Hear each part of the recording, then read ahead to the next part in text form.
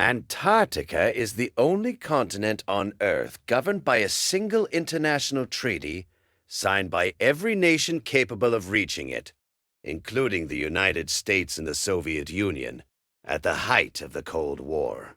In the same year, the treaty belongs to no one and controls access for everyone, with a framework that ensures all significant fines are processed through official channels. There is no other territory on the planet governed this way. The question is not why the treaty was signed. The question is what required that specific form of governance.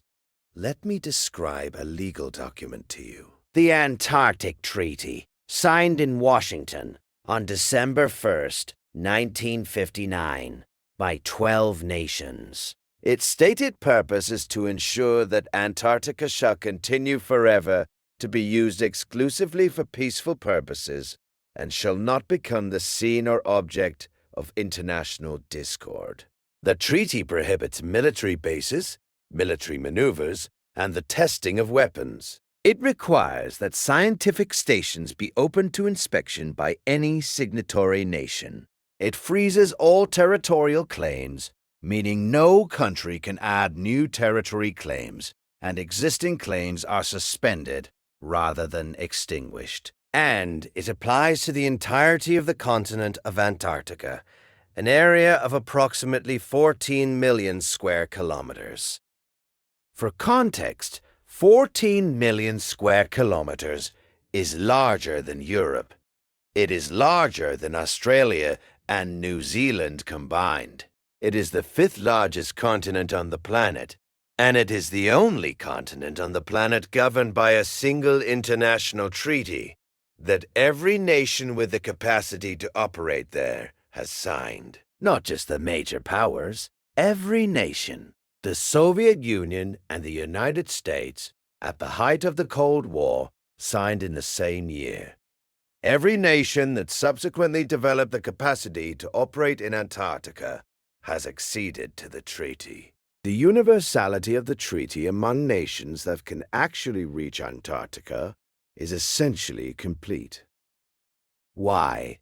The official explanation is sensible and well documented. The International Geophysical Year of 1957 to 1958 had demonstrated the value of international scientific cooperation in Antarctica.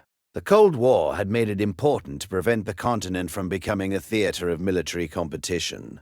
The treaty preserved scientific access while preventing military escalation. Rational, logical, the kind of international agreement that makes sense in the context of its time. But I want to focus on a different question. Not why the treaty was signed, but what the treaty makes impossible that would otherwise be possible. Because every legal framework, however rational its stated purposes, has a practical effect on behavior that may or may not correspond to its stated intentions. And the practical effect of the Antarctic Treaty, in specific operational terms, is worth examining. The treaty makes it impossible to conduct large-scale resource extraction in Antarctica without the consensus of all signatories. It makes it impossible to conduct military operations. It makes it impossible to establish permanent civilian settlements because civilian settlements tend to lead to territorial claims, which the treaty prohibits. And it places the management of scientific access under a framework, the Antarctic Treaty System, that requires approved research programs and approved operational support. You cannot simply go to Antarctica.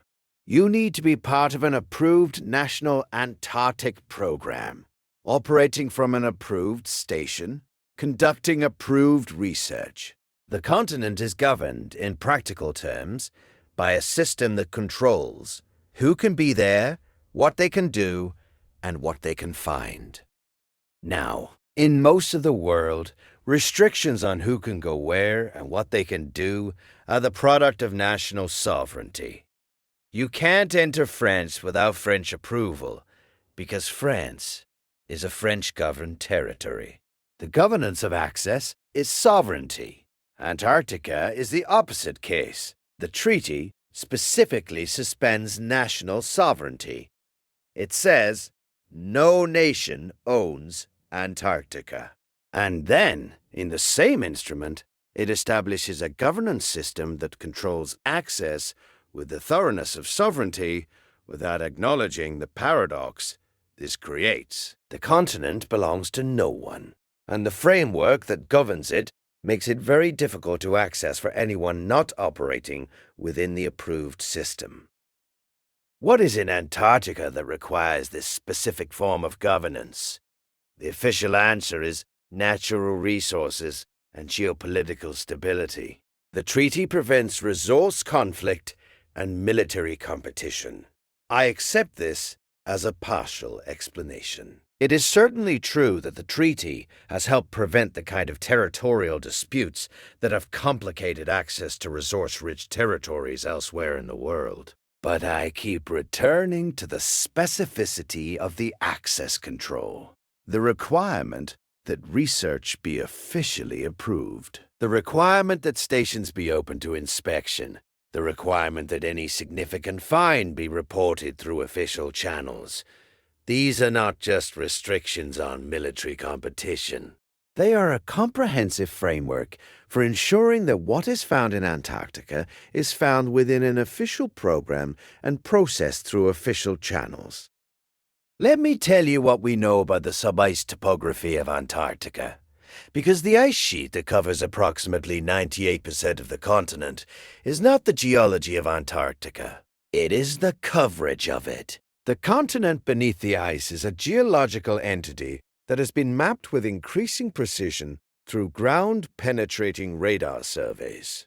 And that sub-ice topography contains things that are not well explained by the official geological account of Antarctica as a continent that has been continuously ice-covered for approximately 34 million years.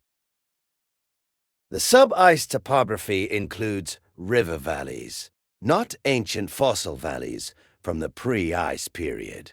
River valleys have a character that suggests more recent formation or more recent exposure than 34 million years of continuous glaciation would produce.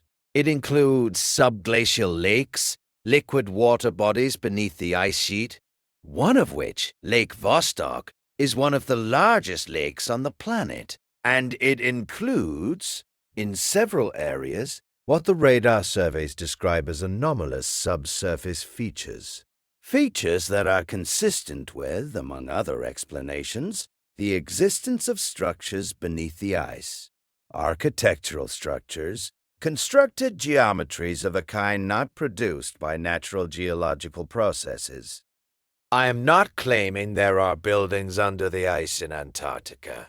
I am claiming that the sub-ice radar surveys of Antarctica contain anomalies that are not fully explained by the official geological account, and that the existence of these anomalies has been acknowledged in peer-reviewed scientific literature without triggering the kind of systematic follow-up investigation that anomalies of this scale and geographic concentration would normally prompt. The anomalies are noted. The explanations offered are geological.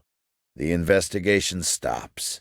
And the treaty system that governs access to the areas where the anomalies are most concentrated means that the kind of independent, non-officially affiliated investigation that might approach the question differently cannot be conducted. The Operation High Jump story is part of this. The 1946 to 1947 United States Navy expedition to Antarctica, officially described as a training and resource surveying operation, involved a force of 13 ships, 33 aircraft, and approximately 4,700 personnel. This is an enormous military expedition to a continent whose official description was an ice-covered landmass of scientific but not immediately strategic interest. The scale of the operation, the composition of the force, the specific geographic areas of focus documented in the expedition's own records are inconsistent with the stated purposes, and the expedition's premature ending Its return to the United States after only 8 of the planned 36 weeks was officially attributed to weather. The weather in Antarctica in the southern hemisphere summer of 1947 was not unusually severe. The operation ended early for reasons that were not publicly documented. What did High Jump find? The classified portions of the operational record have not been fully released. The portions that have been released contain the kind of careful omissions that suggest the redacted portions contain something that the releasing agency decided was still sensitive more than 75 years later.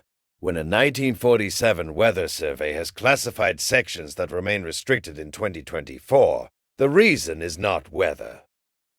The Antarctic Treaty was signed 12 years after Operation High Jump. 12 years in which, according to the record, the nations that would sign the treaty were engaged in diplomatic negotiation about the governance of a continent officially described as a scientific frontier. In those 12 years, the Soviet Union also conducted significant Antarctic expeditions.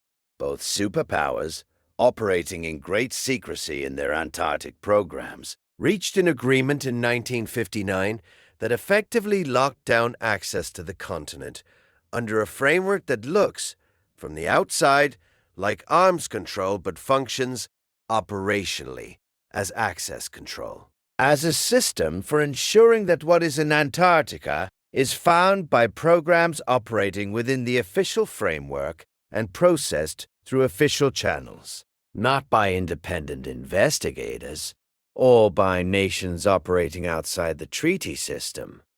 I am not claiming there is a lost civilization under the ice in Antarctica.